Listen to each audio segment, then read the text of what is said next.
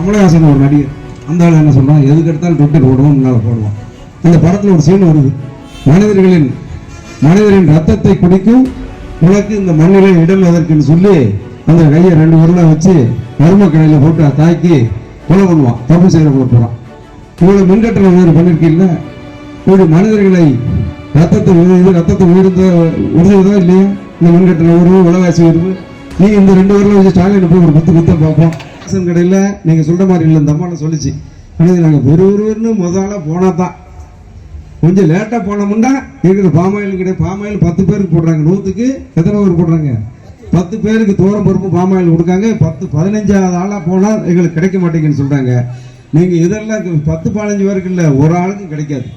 விரைவில் அப்படிப்பட்ட நிலைமை வரும். அதுக்காகத்தான் மக்களை எச்சரித்து கண்டிப்பதற்காகத்தான் இந்த போராட்டம், ஆர்ப்பாட்டம். இந்த கமலஹாசன் ஒரு நடிகர், அந்த ஆள் என்ன சொல்றான், எதுக்கு எடுத்தாலும் ட்விட்டர் போடுவோம், முன்னால் போடுவான்.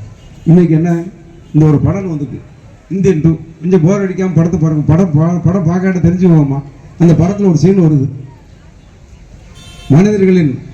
மனிதரின் ரத்தத்தை குடிக்கும் உனக்கு இந்த மண்ணிலே இடம் எதற்குன்னு சொல்லி அந்த கையை 2 விரலை வச்சு மர்ம கடையில் போட்டு தாக்கி கொலை பண்ணுவான், தப்பு செய்கிற போகிறான்.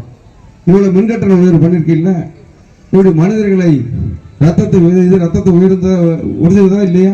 இந்த மின்கட்டண உயர்வு, விலைவாசி உயர்வு, நீ இந்த 2 விரலை வச்சு ஸ்டாலின் போய் ஒரு குத்த பார்ப்போம். இல்லைன்னா இந்த ஆட்சியாவது இருக்கலாமான்னு சொல்லி ஒரு அறிக்கையாவது விட்டுருக்கியா? எனவே இனிமேல் 2026 ஏதோ ஒரு வருஷம் முன்னாடி தேர்தல் வைக்கிறது ஸ்டாலினுக்கு என்ன வந்திருக்குன்னு சொல்றாங்க. மகனுக்கு பட்டம் சூட்டுங்க.